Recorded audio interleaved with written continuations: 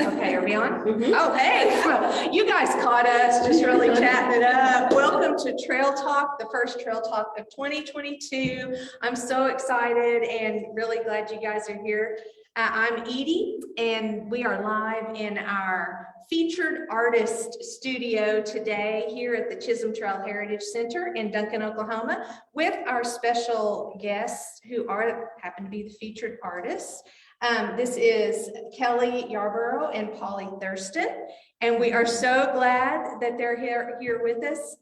You guys are gonna love the art. We're kind of like hiding it a little bit behind us right now, but it made a beautiful backdrop. So anyway, ladies, welcome to the Chisholm Trail Heritage Center. So you brought the things yesterday, but is this your first visit here to the Heritage Center? Yes. Yeah. So, all right. And first time to Duncan? First time to Duncan. Yeah. All right. Look at the Chisholm Trail Heritage Center bringing in the tourism. We are on it, y'all. We are working it. Okay. Oh, we are so thrilled that you two brought your art here because our theme for 2022 is 3 states, 1 trail. And so you guys kind of get that right. The Chisholm Trail went through Texas, Oklahoma, and Kansas. And Polly, you are from Austin, Texas. And then Kelly, you're from? I'm from Manhattan, Kansas, which is 45 minutes east of Abilene, the northern terminus of the trail. There you go. So we have people on either end, kind of the trail, actually, and meetings right here in the middle. This is great. But you ladies aren't just randomly here together. No, you know each other, right? We do. We go back a ways. Yes. We both went to college together in North Texas at Austin College, not near Austin. Okay. And studied art together there. So we go way back to late nights in the art building at Austin College. Fun. But this is our first time showing our work together ever, besides classes in college. Right. That's so great. Yeah. How fun is that? So you've stayed friends through the years? We definitely have. I mean, I think we've probably followed each other's work here and there over the years, and we, our lives have taken different paths, but we've definitely remained friends, and I'm glad to be able to show with you again. Yeah, it's really fun. It's great that we have this opportunity to kind of bring us together and our work together here. And it's very interesting. I did just a little walkthrough, and even though your styles are different, your mediums are different, everything looks really good next to each other. It's really awesome the way your pieces just kind of, I don't know, they play off of each other somehow. They look so good hanging in here. Oh, thank you. Yeah, they really do. Yeah. We had a lot of fun yesterday. I think we spent a lot of time hanging and deciding which pieces would go together. And we were able to meet virtually before the show when we were planning for it and kind of talk about how we could create work, even though we have such different styles that would really relate to each other either through color or size or I can't think of anything else related. Yeah, well, you can go about curating a show any number of ways, but yeah, we got to talk a little bit ahead of time, like, how do we want to do this? What do we want to say here? What do we want? What can our work show side by side with each other? And yeah, we kind of early on had a conversation that decided sort of the title and sort of general direction of the show. And we actually, I enjoyed this. We kind of gave each other a little challenge in a way, or we shared a little bit with each other about what we were thinking about when we made our work and sort of compare and contrast. And then we kind of each tried to try some different things in our own work as we were making new pieces for this show. So I would say, I think most everything here is new for this show for you, right? Or a lot is. Almost everything here is new work just for the show. Just for the show. Yeah. Oh, that's fantastic. Yeah. And so we really challenged each other to kind of either pursue different subject matter than we normally would. So I went instead of kind of more of the wide landscapes, you'll see some kind of closer in views of plants. And that's really kind of a passion of Kelly's and a lot of subject matter of her work. Yeah, we kind of chose the title of restoration work, which is a little bit of a play on words, but we started talking about landscape early on and sort of our relationship to both specific landscapes and depictions of landscapes. And I personally always wrestle a little bit with how my work engages in that space, because there's such a great tradition of landscape painting, drawing, representation. Right. And I feel like I do kind of try to like circumvent that a little bit, because as Polly said, I like to do a lot of close-ups or really sort of representations that envelop the viewer to the edge and almost like take you directly into it, Right. so that you almost get disoriented. But it is still drawing from landscape. And so, yeah, sort of getting challenged a little bit to then maybe like step back and let's see a little bit more of the view. And Right. Which you know. that was, I guess that's the challenge you made for yourself, because your pieces are definitely a step back. You know, I see there's a lot of landscape, a broad area that I've noticed in your pieces.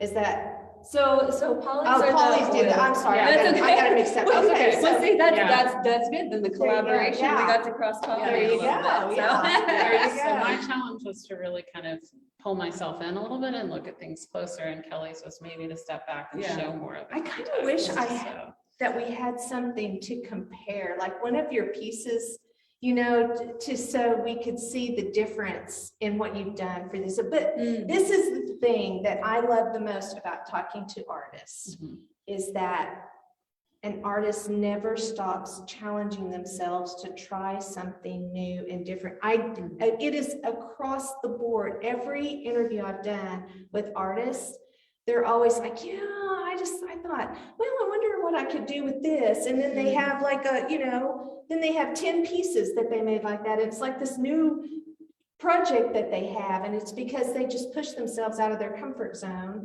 and, you know, or challenge themselves like you ladies have done. And I love that so much about artists. I'm always a little bit in awe. You're kind of risk takers or something. I feel like lifelong learning is definitely part of being an artist. For Yes, sure. definitely. Do you do continuing art classes? Or did you you stepped away from college and you were like, okay, I'm just gonna like learn out here on the job training or whatever? How do you do that?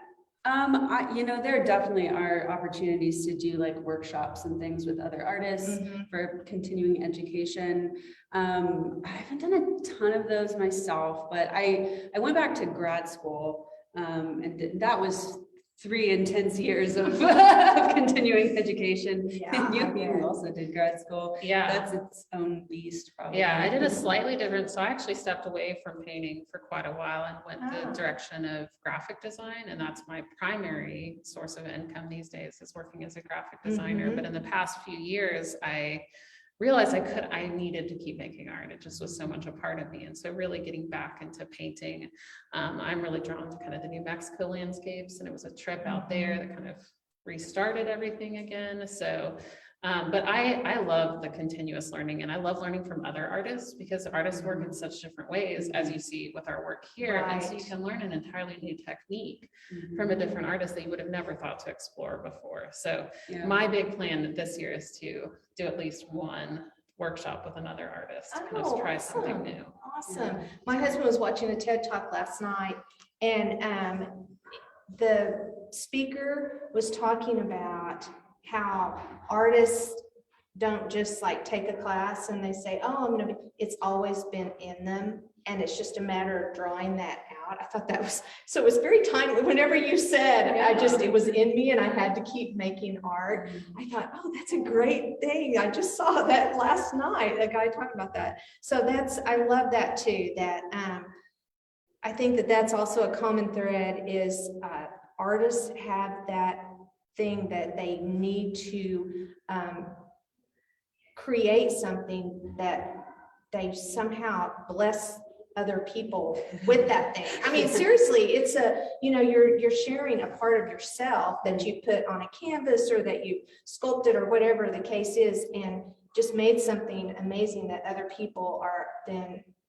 have the opportunity to share that with you. And it's great. That's it. I mean, that's a good point. I think we could probably talk a lot about in this vein of like, why make work, right? I think every artist has to answer that question for themselves in different ways. And, there is this one aspect of like, who am I to like draw this thing and put it out into the world? But I think for me, because the tall grass prairie landscape is such an inspiration for my work, I feel more of like celebrating that and like turning an eye to that, more than I almost feel more like a conduit of being able to like share that space and place with others, more than I'm like creating anything new necessarily. But I mean, I think that's probably another reason why we chose the title that we did for this show, is this aspect of like restoration of ourselves by doing this work. Yeah, I mean, I think, I became a mother 6 years ago. You might hear some yelling in the background of my son running We around love the those museum. sounds. We love that. My 2-year-old niece is here too. So, but just, that was such a life-changing experience, obviously. And that I think was a big impetus for me realizing, okay, what can I pour into myself that I can then have more energy to take care of my child and give back to my family. And work is great and I love my job, but it was really the art part that was the pouring back in and gave me more energy to do other things. And so you say it's a gift for me to show this work, but it's such a gift for me to create it. It's that, like Kelly said, one of the reasons we titled the show Restoration Work is because the act of making is so restoring. And at least for me, because my making is tied to the land and landscapes too. It's also the act of being out in nature that's also restoring. So I get that like double hit of restoration. I get it when I go out and look at new places that I want to make for my work, but also then again, when I'm in my studio and working on a piece, it's pouring into me and literally restoring me. So do you guys, do you work from photographs? Because this is not, I mean, is this a plein air painting that you've done, or are any of them, or is it? This one behind me was started as a plein air. And so this one I was working from life in Abiquiu, New Mexico, but I finished it in my studio from a photograph that I took at that same time. A little bit of it. So a little bit of both, but I work almost entirely, if not like from sketches that I've made, from photographs that I've taken when I'm out and about, because I also like to just be in nature. Well, what about you? I will sometimes use reference photographs for specifics on plant forms that I want to get accurate, but I oftentimes try to resist using reference photos, and I oftentimes work in my studio from memory, so that I force myself to, like I said, be outside and kind of accumulate that information through memory, and then kind of let it come out through intuition in the studio. It makes me think of that kid's book, Cam Jansen, where she would go click and like take a picture with her brain, and so that's like what you're doing. I think you're taking a picture in your head, and then trying to recreate what you stored. Awesome. That is so cool. Well, and I think art, making of it in and of itself is such a way of enhancing your way of seeing the things around you. And that when you make art, if you look at something, you're going to make art from it. You really have to look at it in a different way. And it encourages you to be really present in that moment of looking and seeing. And what is so cool is, like, you guys are doing these landscapes, places you've been, things you've seen. Other people have seen them too, but your interpretation is different from what someone else saw. And so you give a different perspective, from the same location or same area. Anyway, I always love that too. I think that's so great. So let's start looking at some of these pieces and kind of talking about them a little bit. And Paul, you want to just kind of look at this, the Thanksgiving Mesa, which is, Bailey's gonna zoom in a little bit. Can you do just the lens a little bit up there? We're at an angle. Oh, okay. That's okay. Okay, yeah, that works.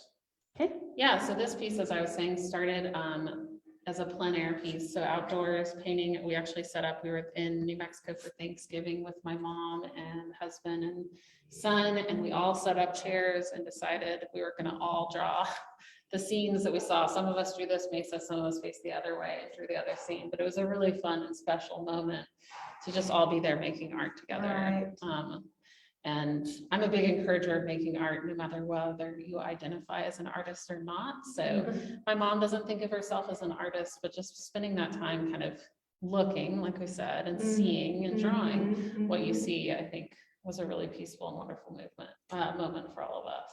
Well, that's just, I love the way you used color in that piece. And so are those shadows, or is that just kind of, yeah, so this was actually the moment we were drawing, the sun was coming in really strong, kind of over here to the right. And so most of the mesa was in shadow with just a few highlights on the edges. And you can see just the kind of the tops of some of the plants were lit by the light, mostly backlit. I love bright colors, particularly oranges. You might see in my clothes today, and you'll see in a lot of the other pieces. So this is actually a little bit of a departure from, you know, the bright oranges and reds that you would normally see. But it was a lot of fun to create. It's very beautiful. I really like this piece. It absolutely caught my eye whenever I walked in, which is why I picked it for the focal wall. So let's look then at Kelly's piece that is next to it. And I'll step over here a little bit. Polly, I don't know if you feel like this, but I feel like as I get older, I just start dressing more like my art. So you mentioned the bright colors. I have also chosen more neutrals, which I often use in my work too. So there it goes. That works. This piece is called Collecting April 21, referencing 2021. You know, I really like when I'm able to work seasonally and sort of in the moment. I think if I could either duplicate myself or just have all the time in the world, I would just try to make and finish pieces with the seasonal changes that are around me in the landscape. But this, you know, this one worked out, and so that's why it's titled that way. I think I wrapped it up in spring. So yeah, I live in Kansas. I grew up in Texas actually, but I appreciate having 4 distinct seasons in my life now. But you know, I've realized since living in Kansas too that I really appreciate late winter and early spring, which is not the most like picturesque time to be in the prairie necessarily, but I'm really drawn to a lot of the neutral tones, and then these really surprising bright bursts of colors that you'll see, like you know, berries or husks of things, or like if it's snowing, this happens in New Mexico too, just the like brilliant bright blue shadows on the snow that are unreal. So I think I was kind of dwelling on a little bit of that pop of color and the late spring neutrals of the landscape. So yeah, I'm definitely drawn to like textures and forms of like seed pods and things that I find. So. And so is this, okay, so this is a mixed media. Yeah. I forgot to mention, Kelly, Polly, yours is oil on canvas. Is that your main the medium that you choose? Yeah, I actually use oil in an interesting form. It comes in oil sticks or oil bars, and so it's oil paints that have been a little bit of wax added to them. Is it like the oil pastel? They're larger. Like that? They're okay. larger and they're more like oil paint, so they're smoother than an oil pastel. Okay. But I actually use those because I love the act of drawing so much. So it's like giant oil paint crayons, which doesn't sound very sophisticated, but they create really beautiful pieces, and that's where I'm able to get some of the more gestural lines and stuff that you see in the work. And that you mean like the blending?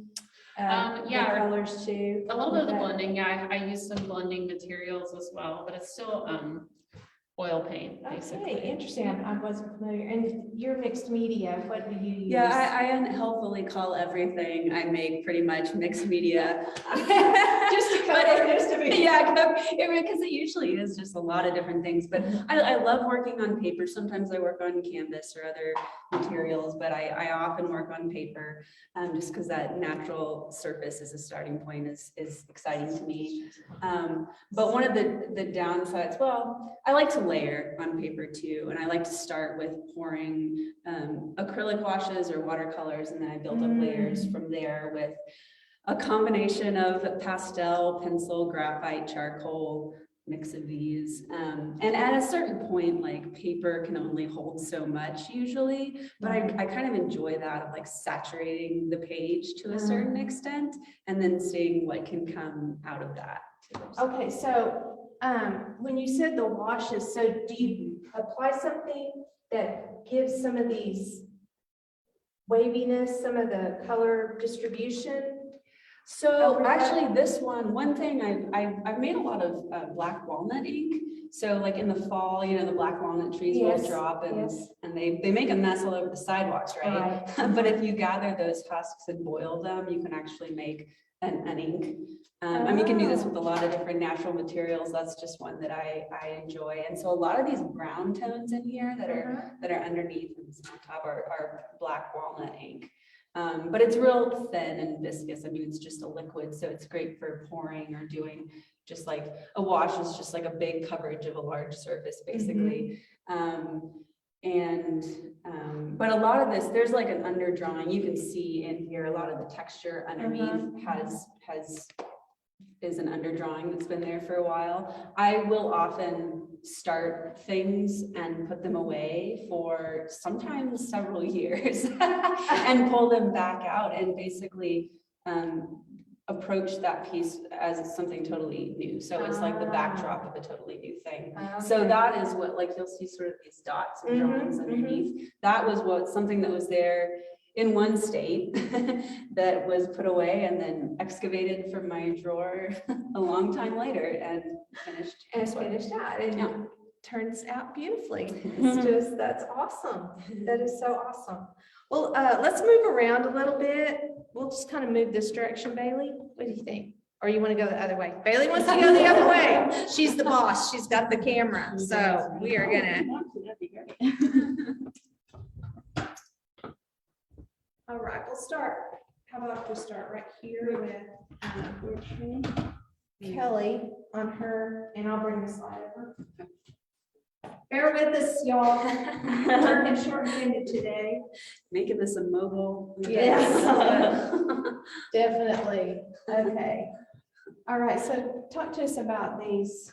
Yeah, so these are two drawings of Hillside 1 and 2. That's very. I noticed that your titles are. Yeah, I will often start things with an idea and think like, oh, this would be a great series, and then, but you know, well, how many actually happened in the series before I start selling them off? I don't know, but I just enjoyed these because so they again are started with like a wash of watercolor, but most of the marks built on top are colored pencil. There might be a little bit of pastel in there, but again, in this one, there's like some paint marks that you can see, and that's from an underpainting that was there before.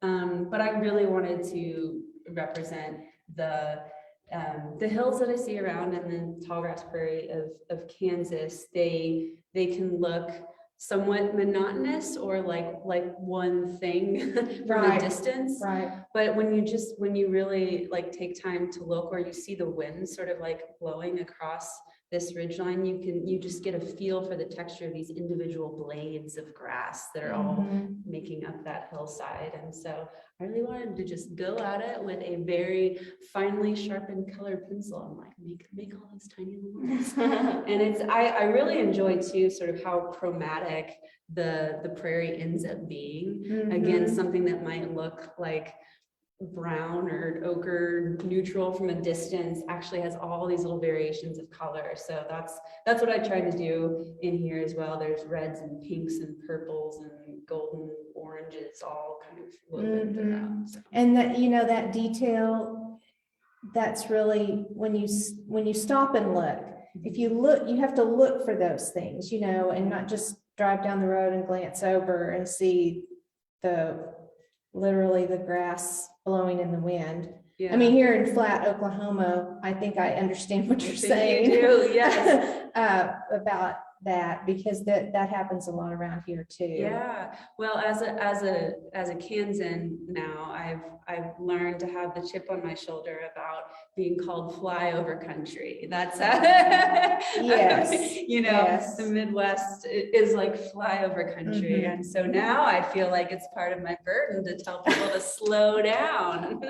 Yes, absolutely.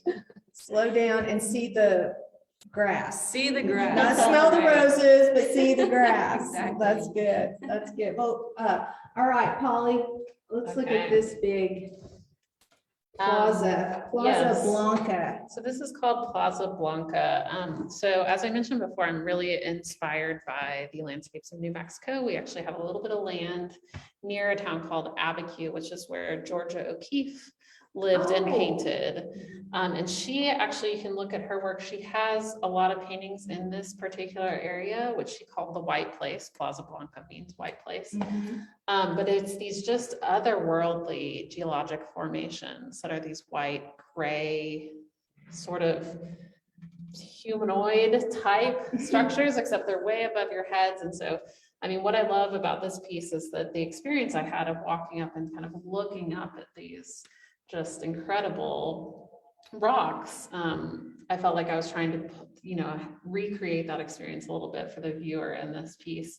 And it was a challenge for me because, you know, as we discussed, I love bright color. So to paint something that naturally was very, very neutral, I couldn't help but bring in some oranges from the ground. But, you know, I can't get over the rocks themselves. I was born in Oklahoma to two geologists. And so I think I just have this natural draw to the rocks and geology, even though I'm an artist myself. So that's, I think, why you see so much of the mesas and all of those things in my art, is because just that I'm just amazed by how the landscapes change over time, and that we can have such a variety of formations in our world to admire. Right. And come over here for a second. I was just thinking about you saying your parents are geologists. Well, so they see everything from this scientific point of view, and then you see it from this artistic point of view. But I'm sure that the beauty, they also see all that beauty. Oh yeah. You know, I mean, they love all of those things, which is why you would study it to that degree. Oh yeah. So I think that's awesome that you know, give it probably a much softer, you know, less scientific perspective, but just very breathtaking to see. Well, thank you. It's, you know, I definitely got plenty of informal geology lessons on any vacation we went on. Oh, so, yeah. But and now I'm the one texting them with the picture of this thing. Okay, well, now what kind of rock do you think this is? You know, and, oh, can you get up closer? So That's fun. Yeah, that is fun.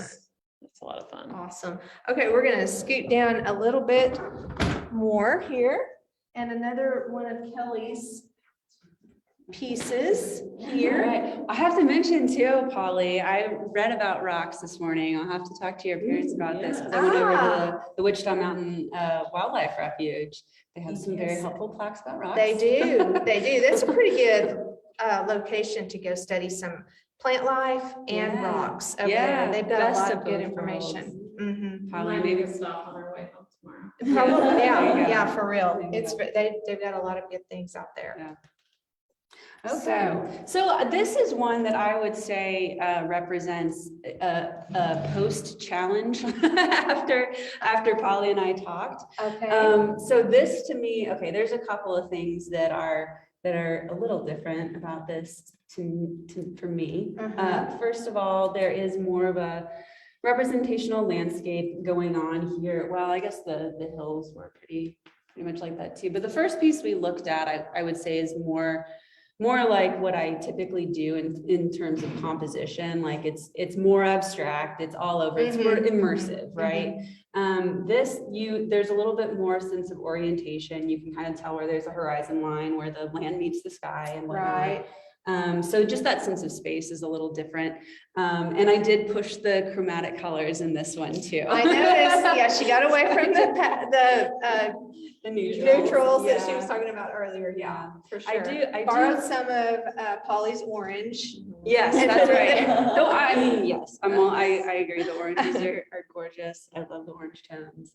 I do have to point out that I'm a little bit in trouble with my native plant friends here with this one, because I have included some eastern red cedar trees in the background, which are much aligned in the prairie. They're not supposed to be there. So this is also a storytelling tool as well. We'll say they're invasive. They're often planted for useful windbreaks, on the plains, but they can quickly get out of control. And so when you're doing restoration work on the prairie, oftentimes cedars are the first things that need to go. Otherwise, they'll just take over the landscape completely. Right. So this is actually a story of sort of like an edge of a true prairie. Actually, this image kind of came from a remnant prairie park that has some walking paths near Manhattan, where I live.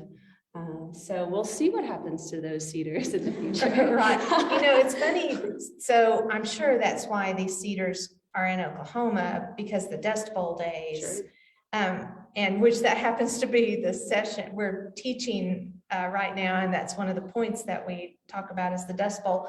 But growing up, this was the Christmas tree we had in our house. Yeah. We would walk out somewhere and cut down a cedar tree and drag it in our house and decorate it. Yes, there's a number of groups in Kansas that do that, like cut down a cedar tree for Christmas, which is awesome because you're taking down cedars. I have heard that they use a lot of water though. Well, they have a program for people who own property that they will, like, it's through an extension office. And they will come and cut down cedar trees and haul them off your property. My parents own a quarter section of land, and so they have had that done before to their property, because they do take over. And during a drought, they are torches. If they catch on fire, it's out of control. So they are a bit of it's a kind of a downer on that perspective. But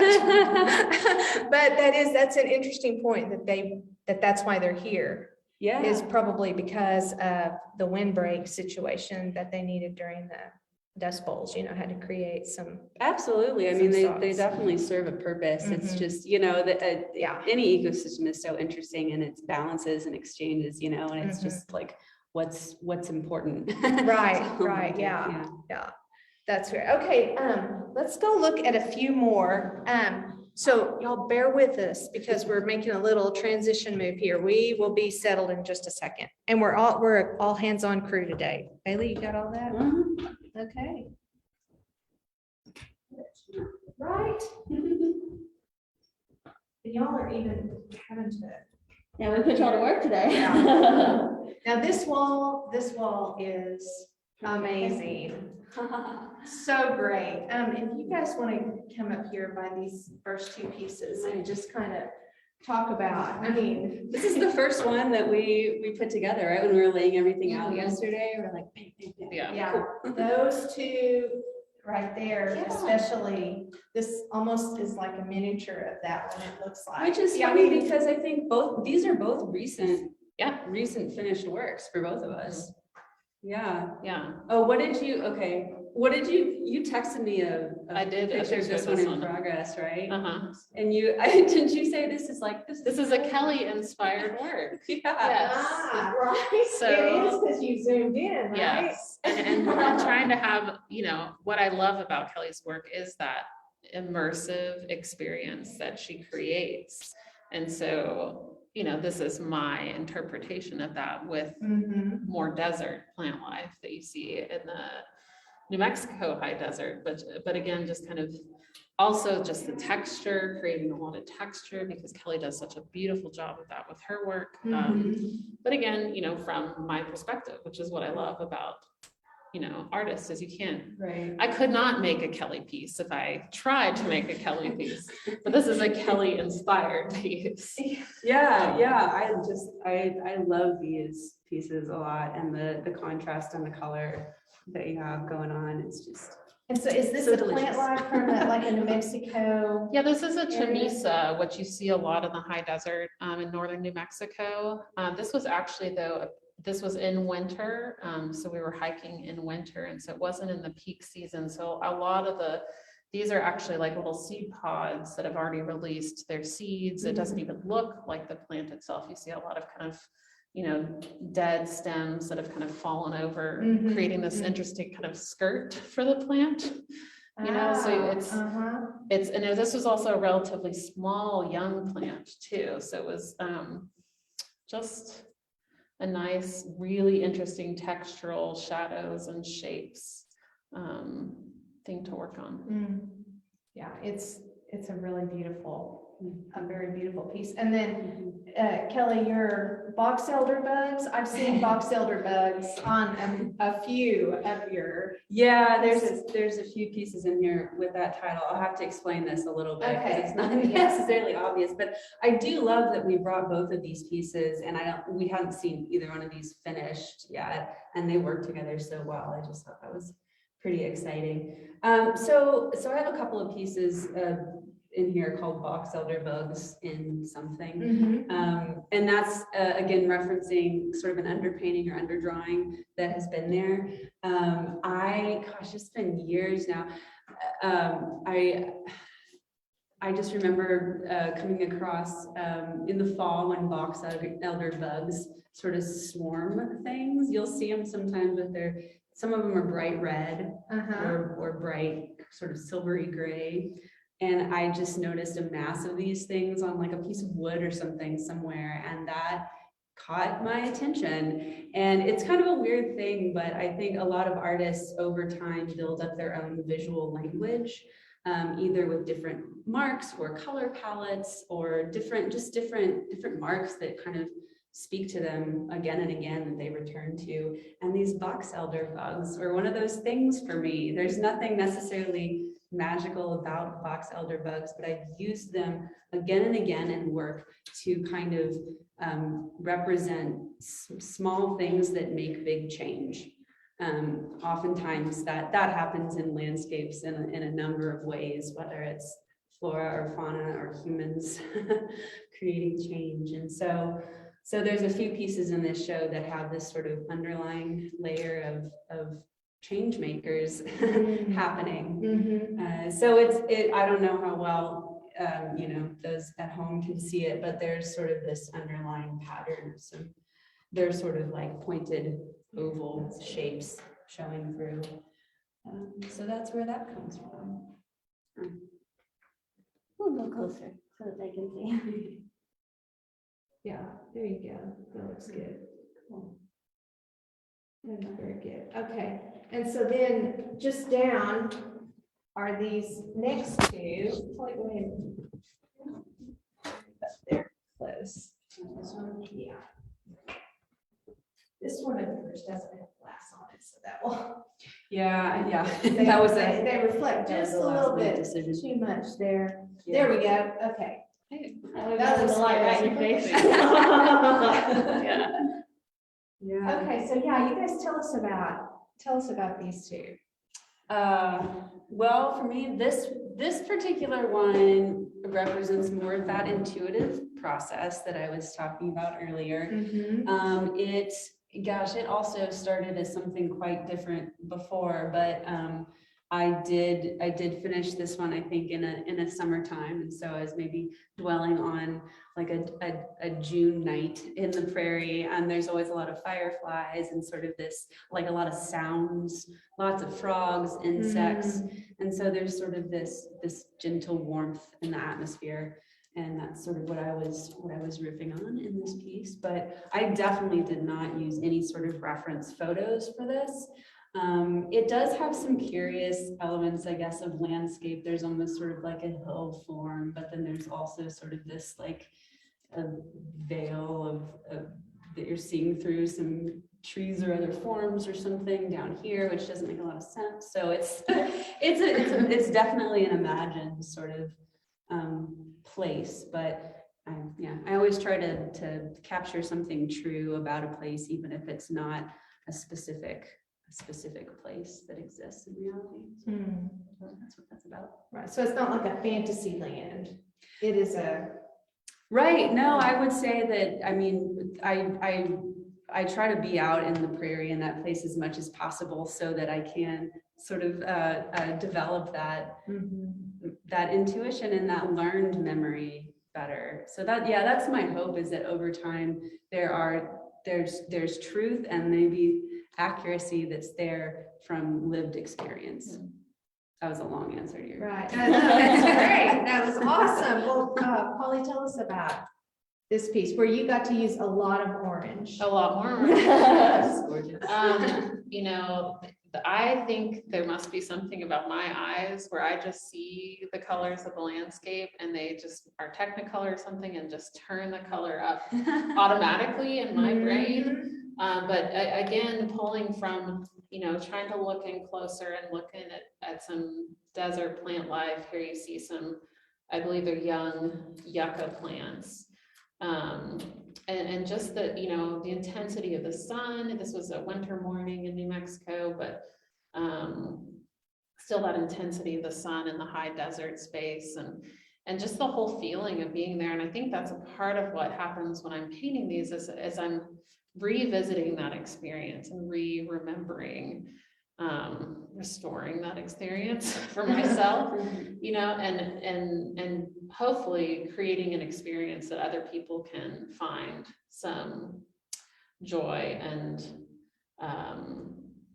rest in as well, or even energy. I think because of the colors I use, they're very energetic and joyful. And so that's what this piece is about to me. And it was a lot of fun playing with the shadows again. Right, yeah, that's the colors in the, I don't know, I just love the way you use color and just, you can tell, you can feel where the sun is, you know, don't you think? Oh yeah, You can, no, you can just feel it on there. Yeah. I love the composition of this one, and I honestly like yeah, I admire the way that you simplify into color and shape, and it just, but it captures the space so well too. That's always like a struggle of mine, is how to represent space in a way that feels true. And I think this is wonderful, you know, just that you've got this very textural plant in the foreground and just that little blip over that's sticking out over the shaded backdrop just like makes it. So, okay, so you were talking, let's come together here a little bit in the middle. We're just gonna stay right here for a minute. Okay. So you guys were talking about a lot of, well, using some art words, you know, and so it just made my mind start rolling a little bit. Do you go back to what you learned when you were studying art in college? I mean, that's got to be pretty immersive, you know, to be an art student at the college level, master's level, you know. So how do you take it from the textbook, you know, the space, the color, the line, the whatever, and put it into your work to where it doesn't seem like it's so structured? Is that? I think it's a lot of what Kelly was talking about. It's just the act of doing it over and over and over and over again, where it becomes a part of your visual language. And so I think even the photos I take when I'm out taking reference photos, I will crop them and take the photo in a certain way so that I'm creating a composition or you know, I'm already starting to curate the experience that is going to happen but that's out of habit and doing it again and again and again.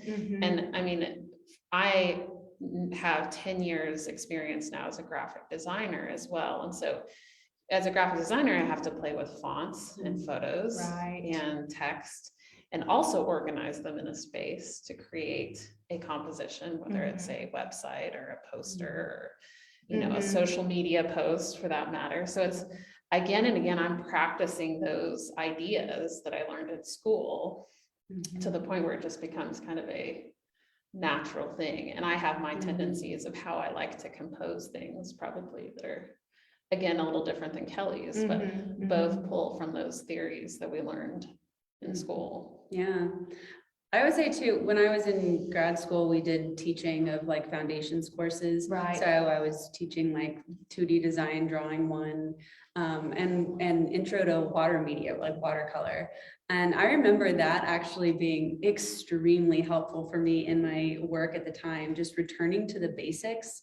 And like, you know, how do you lay down a field of watercolor in a smooth and steady way? Like there are real skills involved in some of these methods. And I remember just getting excited about these really basic things, you know, doing value scales and like, oh yeah, how can I revisit this in my studio? Which, yeah, of course it gets incorporated into maybe a more complex composition or something, but absolutely returning to basics is really important. So, did you always know that you wanted to be an artist? I was lucky enough to grow up in a family that was very encouraging of my skills and exploring those things. So I was always drawing as long as I can remember drawing things. But I also think that I thought of it as a tool and a skill that I happen to be good at. And I would say though that it wasn't until I decided to go to grad school and use that in a particular way in my life that I really sort of committed to taking the art seriously for myself in a bigger way, I guess. Yeah. What about you, Kelly? Yeah, my mom likes to tell the story that no scrap of paper in her house was safe. As long as I was around, I would just start drawing on anything and everything from a pretty young age. And so I think it was always, again, a skill I was just naturally drawn to. And I chose to pursue graphic design as a way of incorporating that creativity and visual aspect into my career. But I think as I've gotten older, I've realized there's no limit in some ways, only on my time and energy. But there's no way I have to put myself in a box that this is the only way I can be creative. And you know, right now it's through my painting, and that gives me a lot of energy and life. And so I think I've always in some ways identified as an artistic person, but I think truly embraced the artist only again in the past couple of years. So did you feel like there was a void when you stepped away from painting? Or did graphic art fill that? It filled it quite a bit, I think, for a while, you know, and in early career too, just being so busy learning that language. I got a lot of creative outlet that way, but I do think there was a void missing and feeling like I could express my own voice. You know, graphic design is creating art that has a specific purpose and a specific communication goal.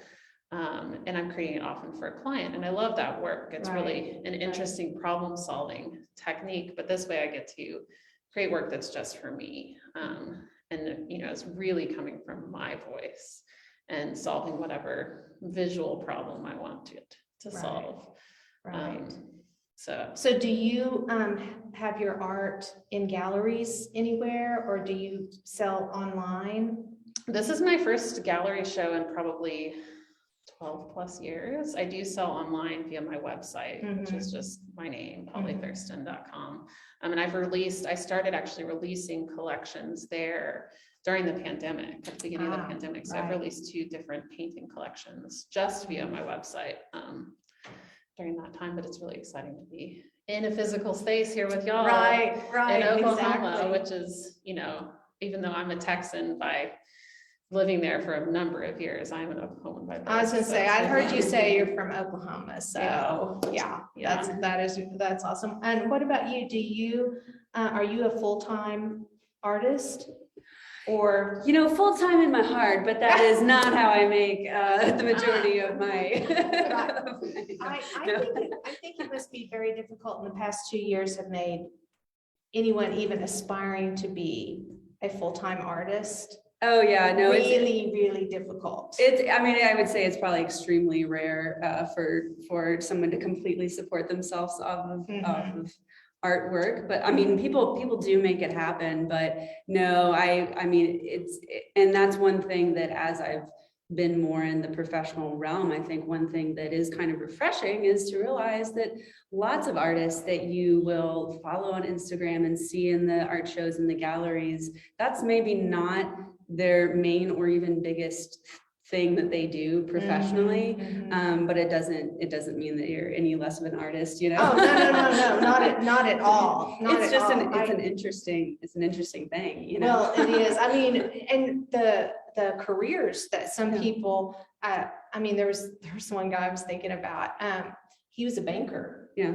But he just like created these amazing birdhouses, and then he just pushed all that aside, and he was doing all this thing with these little tiny pieces of paper, you know, and but he's a banker. So you think, okay, very analytical mind, right? But he's super creative too. Yeah. So I don't know. I know that there are people from all walks of life who have that thing in them, and it just has to be shared. Yeah. And I love that so much. I love getting to talk to artists. You guys have just been fantastic guests for Trail Talk. I mean, I hope that you guys, did you have a? Yeah, we actually have quite a few comments on Facebook. So I'm gonna Okay, share a couple. fantastic. Tyler Wallace says hello. Hey, Tyler. Hi, He also Tyler. said that his grandmother was an artist in Gallup, New Mexico, and painted a lot of southwestern landscapes, and that Neil's paintings reminded him of hers. Awesome. Wonderful. Tyler's an old friend of ours from college. Cool. Multiple people have said that y'all have had a wonderful interview, so that's awesome. Oh, yay. Thank you so much. Good job, interviewers. And then Michael Hemstreet said that he has a dad box from here when he was a little kid, and he still has it to this day. So A dad box from the Heritage Center, or I don't know. Well, could you elaborate on that for us, please, sir? Because we're interested now in what this dad box is. I don't know And what that then David London said that Austin College in Sherman is a great school. It Oh, is. shout out to Austin College then. Very good. Is it like a liberal arts college? Yeah, it's a small liberal arts school, so not too far from here. Yeah. Well, my daughter went to undergrad at UNT. Yep. So I think that's probably fairly close. They're about an hour away maybe from each other. That seems right. Yeah. A lifetime ago. Yeah. Well, listen, if you want to see Polly and Kelly's art up close and in person, you can do that right here at the Chisholm Trail Heritage Center all the way through the end of February. Their pieces I'm sure they looked amazing online, but when you see them in person, it will blow your mind. They're so great. They're so interesting. There's so much going on. So I really want to encourage you. And if you like to come and meet these two ladies, they're going to be here until 6 o'clock tonight. We're going to have some like little reception, snacks and little things to sip. And so come and join us for a really fun evening. And thank you all so much for being our guests on Trail Talk. Thank you, Edie. This was really fun. Yeah. I really loved it. I'm not kidding. You guys are gonna, and if you like orange, then you are gonna love Come find Polly's me. stuff. That's right. She will add the orange for it. No, it's beautiful. It's very beautiful. So anyway, ladies, whenever Trail Talk's over, we always say happy trails together. Great. So y'all ready? Uh-huh. Okay. Well, we'll see you guys next time. Happy Happy trails.